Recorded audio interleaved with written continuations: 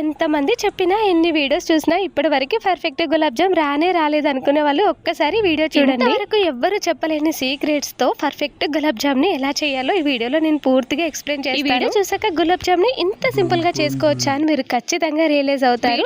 Last వరకు skip చేయకుండా చూడండి. చిన్న చిన్న టిప్స్ పర్ఫెక్ట్ గులాబ్ జామ్ మీకు చూపిస్తాను. ముందుగా దీనికోసం నేను ఎంటీఆర్ గులాబ్ జామ్ మాత్రమే తీసుకున్నాను. చాలా రకాల గులాబ్ జామ్ ప్యాకెట్స్ ఉంటాయి, కానీ నాకెందుకు ఎంటీఆర్ ది బెస్ట్ అనిపిస్తుంది. ఇది ఎలాంటి కొలాబరేషన్ కాదు, పర్సనల్ గా నేను చేశాను కాబట్టి నాకు అనిపించింది. దీనికంటే ముందు నేను చాలా రకాల గులాబ్ జామ్ ప్యాకెట్స్ వాడాను, కానీ అవి కూడా బాగానే ఉన్నాయి, కానీ ఎందుకో వాటికంటే ఇది కొంచెం బెటర్ అనిపించింది. ఇక్కడ నేను ఒక 175 గ్రామ్స్ ఉన్న గులాబ్ జామ్ ప్యాకెట్ అయితే తీసుకున్నాను. ఈ ప్యాకెట్ ఓపెన్ చేసి ఒక ప్లేట్ లో పోసుకొని మృదువుగా ఫింగర్స్ తో మాత్రమే పిండిని కలుపుకోండి. ఎక్కడైనా ఉండాలి గిట్లు ఉంటే పోతాయి. చాలా మంది గులాబ్ జామ్ లో చేస్తున్నప్పుడు పాలు పోసుకొని కలుపుకుంటూ ఉంటారు, కానీ పాలు కాకుండా వాటర్ పోసుకొని కలుపుకోండి. అది కూడా కొద్దిగా వాటర్ పోసుకుంటూనే కలుపుకోవాలి. ఒకేసారి కుమ్మరిచ్చారంటే పిండి మొత్తం లూజ్ అయిపోతుంది. ఇంకా పాలు ఎందుకు వద్దు, వాటర్ ఎందుకు వేసుకోవాలని చెప్పేసి అడుగుతారేమో. పాలు అయినాయి అనుకోండి 2-3 రోజులలో పాడైపోతుంది గులాబ్ జామ్. వాటర్ పోసుకొని కలుపుకున్నాం అనుకోండి, వారం అయినా కూడా చెక్కు చెదరకుండా సూపర్ డూపర్ గా ఉంటుంది. గులాబ్ జామ్ తింటున్న కొద్ది సాఫ్ట్ గా జ్యూసీగా మొత్తం ముద్దలాగా వచ్చేసాక పైనుంచి కొంచెం నెయ్యి వేసుకోండి, చేతులకు అంటుకోకుండా ఉంటుంది పిండి.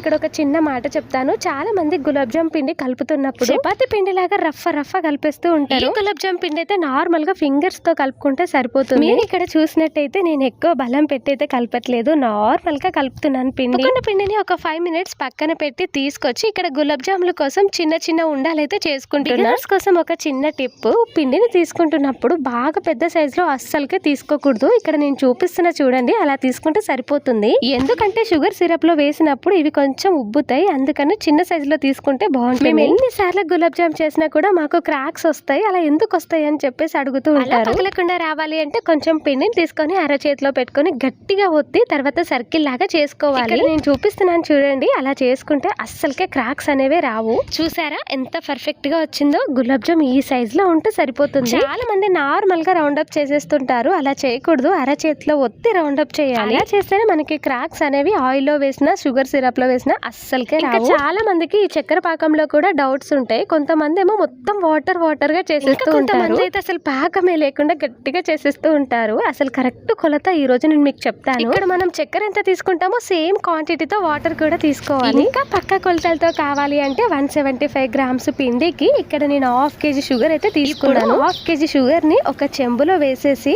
అది ఎంత షుగర్ అయితే ఉందో అంతే వాటర్ తీసుకోండి. పక్కా కొలత. ఇంకా ఎక్కువ స్వీట్ గా ఉండదు, ఎక్కువ లైట్ గా కూడా ఉండదు. పర్ఫెక్ట్ అంటే పర్ఫెక్ట్ గా సెట్ అయిపోతుంది. వేసుకున్న తర్వాత షుగర్ సిరప్ ని ఎక్కువసేపు మరిగించకూడదు. ఒక చక్కెర కరిగిన తర్వాత ఒక 5 మినిట్స్ ఉంచితే సరిపోతుంది. కొంతమంది చక్కెరని చాలా సేపు మరిగించడం వల్ల మనం జాము చేసిన తర్వాత జ్యూసీగా లేకుండా దగ్గరకు అయిపోతుంది సిరప్ మొత్తం కూడా. వాటర్ లో చక్కెర మొత్తం కరిగించేదాకా ఉంచి ఒక 5 మినిట్స్ మరిగించి మూత పెట్టి పక్కన పెట్టేసుకోండి. అయితే ఎగ్జాక్ట్లీ ఒక 10-15 మినిట్స్ టైం అయితే పట్టింది. చక్కెర మరుగుతున్నప్పుడు చాలా మంది ఇలాచి కానీ రోజ్ వాటర్ కానీ వేస్తూ ఉంటారు, కానీ నేను అవేవి వేయను. బానే ఉంటుంది. ఒకవేళ మీకు ఇష్టమైతే కూడా ఇది వేసుకోవచ్చు. గులాబ్ జామ్ చేసుకోవాలంటే 3 వస్తువులు, ఒకటి గులాబ్ జామ్ ప్యాకెట్, ఇంకొకటి నూనె, ఇంకొకటి చక్కెర, అంతే. మనం మాట్లాడుకునే లోపు చక్కెర పాకం అయితే రెడీ అయిపోయింది. ఇంకొక చిన్న టిప్, ఇక్కడ గులాబ్ జామ్ ని ఎలా వేయించుకోవాలనేది కూడా చూపిస్తాను. మంట అనేది హై ఫ్లేమ్ లో పెట్టి నూనె అనేది చాలా హీట్ లో ఉండాలి. గులాబ్ జామ్ చేస్తున్నప్పుడు గులాబ్ జామ్ వెయ్యగానే బుస్సుమని పైకి పొంగాలి జామస్ మొత్తం కూడా. అరే ఇక్కడ చూసారా అన్ని ఈక్వల్ సైజ్ లో ఎంత ముద్దుగా పైకి వచ్చేసాయో. ఒకటిగా మన ముక్కుడులో ఎన్ని పడతాయో అన్ని వేసుకొని ఎర్రగా గోలించుకోవాలి. గులాబ్ జాములు వేయించేటప్పుడు చాలా మంది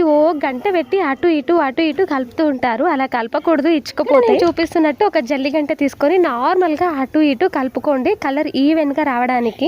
లేకపోతే ఇలాగైనా చేయొచ్చు. జల్లి గంటని గులాబ్ జామ్ మధ్యలో పెట్టి ఇలా రౌండ్ అప్ చేయండి, అన్ని సేమ్ కలర్ లోకి వచ్చేసి. ఇలా చేసుకోవడమే చాలా బెటర్. ఒకటి తెల్లగా, ఒకటి ఎర్రగా, ఒకటి నల్లగా, అలా కాకుండా అన్ని సేమ్ కలర్ లోకి వచ్చేస్తాయి. నేనైతే ఎప్పుడు చేసినా కూడా ఇలాగే చేస్తూ ఉంటాను. ఈసారి ఈ వీడియో చూసిన తర్వాత మీ ఇంట్లో కూడా ఇంత పర్ఫెక్ట్ గులాబ్ జామ్ ఖచ్చితంగా చేస్తారు. చూసారా ఇక్కడ అన్ని గోల్డెన్ కలర్ లో ఎంత ముద్దుగా బుజ్జిగా కనిపిస్తున్నాయి. కలర్ లోకి వచ్చిన తర్వాత అన్ని జల్లెడ గంటతో పైకి తీసేసుకొని షుగర్ వాటర్ లో వేసేసుకోవడం. గమనించారా ఒక్క జామున్ కూడా క్రాక్ లేకుండా చాలా పర్ఫెక్ట్ గా వచ్చేసాయి. ఇప్పుడు మనం పక్కన పెట్టుకున్న షుగర్ సిరప్ మీద మూత తీసేసి మనం వేయించుకున్న గులాబ్ జామున్ మొత్తం కూడా అందులో వేసేసుకోవాలి. వేసుకున్న వెంటనే ఒకసారి గరిటెతో అటు ఇటు కలిపి మూత పెట్టి ఒక 2-3 గంటలైనా రెస్ట్ ఇవ్వండి. మనం అలా వదిలేస్తేనే జాముస్ మొత్తం షుగర్ సిరప్ ని పీల్చుకుంటే ఎక్స్పీరియన్స్ చేసింది మీతో చెప్తాను. నేనైతే నెక్స్ట్ డేనే తింటాను. అలా తింటేనే లోపలికి జ్యూస్ స్మెల్లీ స్మూత్గా సాఫ్ట్గా జ్యూసీగా ఎంత బాగా ఉంటాయో. మరి నచ్చిందా? అయితే తప్పకుండా లైక్ అండ్ సబ్స్క్రైబ్.